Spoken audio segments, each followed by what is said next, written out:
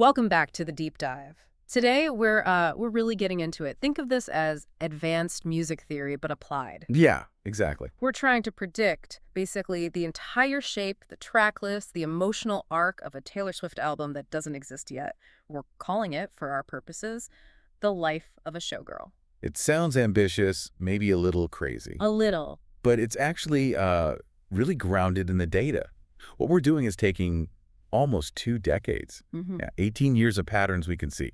Her songwriting, how she built an album. We're looking for the core themes, the structural rules she follows. It's like musical archaeology predicting the future based on the past. Exactly. Giving you the shortcut to how a Swift album is built. And that title, Showgirl, that's the key, isn't it? It's not just about sparkle. Not at all. It feels like it signifies her finally fully owning that massive public persona, like embracing the theatricality of it all. And maybe this album is where she tries to fuse that huge public self with the vulnerable person behind it. That fusion is everything. Because Showgirl, it implies spectacle illusion, yeah, grand scale. But it also implies, historically, intense labor, intense scrutiny. Right, the cost. So she's embracing the stage, but maybe using that very spectacle to tell her most personal stories. How does she make those two sides fit? That's the real deep dive. Okay, so let's get into the blueprint. Anyone who's followed her work knows Taylor Swift has these patterns, almost like rituals, for how she structures an album. Oh, absolutely. It's like a formula, almost religious in its consistency. You know where certain things have to land. It's reliable, her fingerprint, like you said. So, track 1, the opener. The opener is never just like easing you in. It's the mission statement, the thesis for the whole record. Totally. Ready for it? On Reputation? Bang. Ah. Aggressive, synthy, confrontational. You knew immediately. Or the one vault. Instantly set that soft, retrospective, acoustic vibe. So for Showgirl, what does the opener need to do? What's the thesis? Confidence, spectacle, ownership. It has to declare that. We're thinking something like, I don't know, spotlight, or maybe center stage, something bold, a statement that says, I accept this role, I thrive in this role, stepping into the light totally willingly. Okay, makes sense. Now, the big one, track 5. Track 5, The Tradition. It's like the law. Always the most vulnerable song. The gut punch. Yeah, where the raw emotion lives, the stuff that's maybe not fully processed yet. You think All Too Well, obviously, or My Tears Ricochet, or just the devastation of Ronan. These are the ones that, stop you in your tracks. You need to pause the album after track 5 sometimes. Right. So for Showgirl, focused on this huge public life, what's the sacrifice? What's the track 5 pain point? It has to be the cost of being the showgirl. The personal price tag for that life. What did she have to give up to wear that crown so confidently now? It won't be about simple heartbreak, I don't think. Or existential. Exactly. The sacrifice needed for the spectacle. And then the closer. Albums tend to end with some kind of resolution, right? Moving forward. Yeah, Daylight had that hopeful feeling. Evermore felt like acceptance. So Showgirl needs Closure. Not just on the album's stories, but on that whole public-private struggle we talked about. It should feel like, okay, the curtain's down, the performance was complex, but ultimately successful. An acceptance of who she is now fully integrated. one more structural point. Yeah. Collaborations. They always feel very intentional. Never random. It's either celebrating a real friendship or a very strategic artistic choice. Do we see one here? We have to predict one. Given the whole showgirl theatrical theme, maybe someone from Broadway, that fits the sound we might expect. Okay, interesting. But the really bold call, Travis Kelce. Whoa, really? Singing? Maybe not singing lead, Yeah. but like a spoken word bit, a background vocal, something subtle. It just fits this idea that the show is a massive collaborative effort. It's not just her. That's a strategic prediction. Okay, let's park that and think about the relationship songs. Yeah, this flows right into the more intimate stuff. And what's really interesting here is the predicted tone. We're expecting maybe 4 songs about the current relationship, but they won't be the high drama of the past. Right. More like observations of a real working partnership.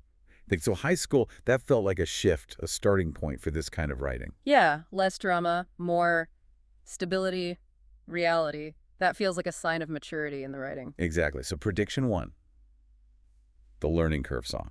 Okay, what's that about? Literally learning his world. Learning football, understanding a totally different industry, a different rhythm. But the core emotion isn't just, oh, I'm learning football. It's the vulnerability of being willing to look kind of foolish. Because love makes you brave enough to be bad at something new. Precisely. Showing up to games, maybe asking basic questions. Yeah. For someone who's always the expert, allowing yourself to be the beginner, that's narratively huge. That really grounds the whole showgirl concept, actually. Makes the spectacle feel more human. Okay, prediction 2. The family integration. This one feels important. A song about being welcomed into his family. Probably mentioning Donna Kelce specifically. Why is that so significant? Well, think about her past writing. Lots about family difficulties, romantic struggles. But this kind of unconditional, stable, almost maternal love from outside her own family, that's new territory. Experiencing that could genuinely shift her whole perspective on what family means. And that's powerful for the discography. I see that. It's an anchor point she hasn't really explored musically before. Okay, third one.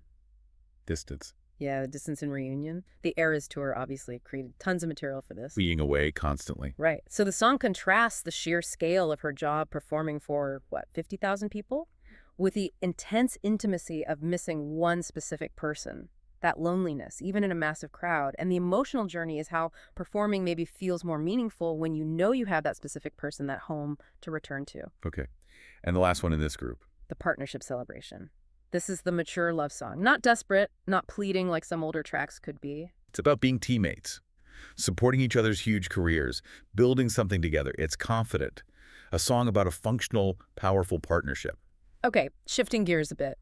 The whole showgirl idea, it just screams career introspection, doesn't it? The mechanics, the psychology, the costs. Absolutely. It demands it. Yeah. So we're predicting 4 big tracks focused on the career itself.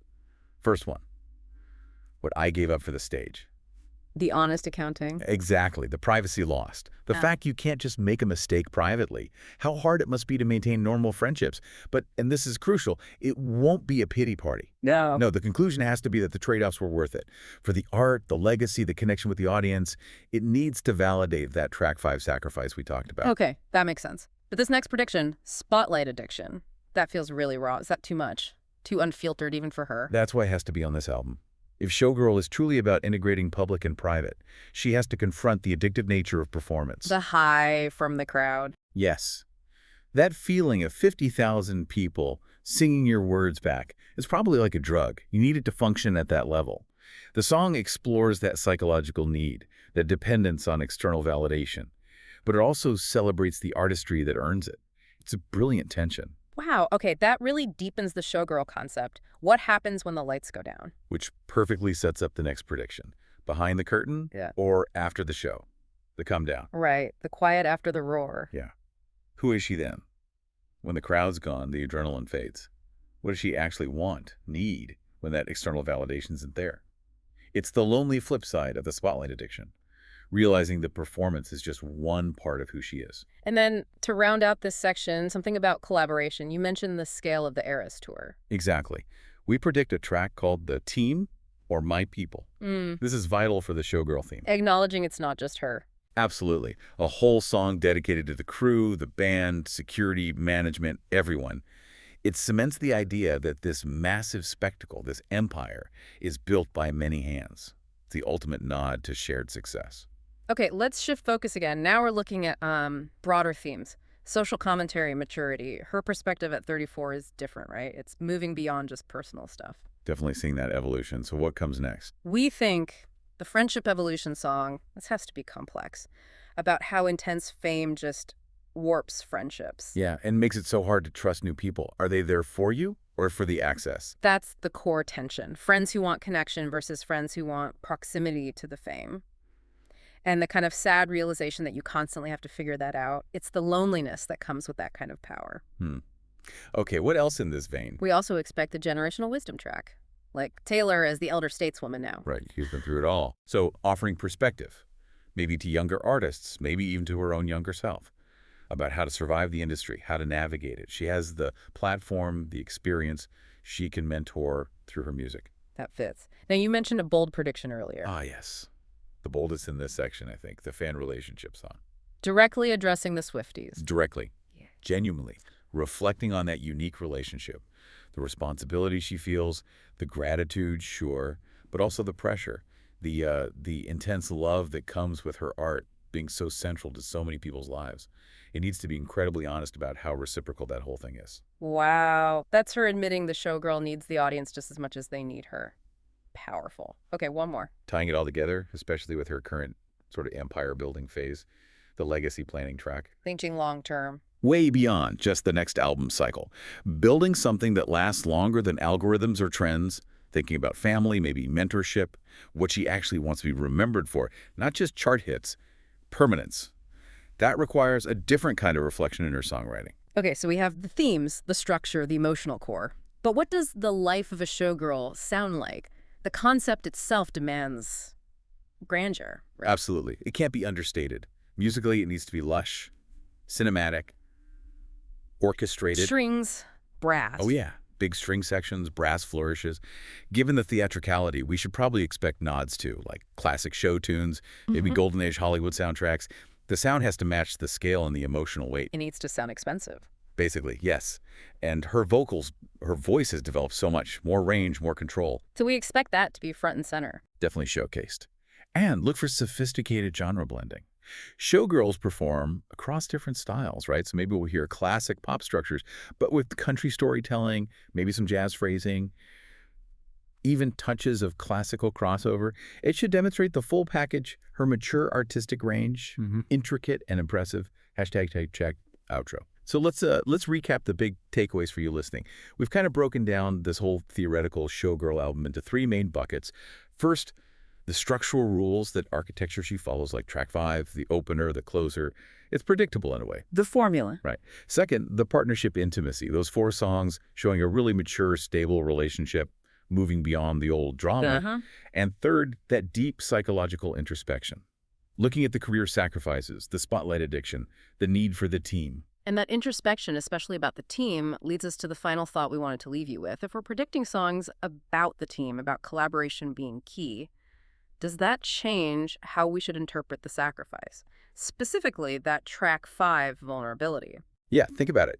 If this Showgirl era is really about shared success, not just solo stardom, does that make the personal cost feel different? Is the sacrifice maybe valued differently or maybe even easier to bear when the success, the art, the empire is something built with and relied upon by so many others? The cost is still immense, no doubt, but maybe the burden feels shared, something to definitely chew on until we see if any of this actually happens.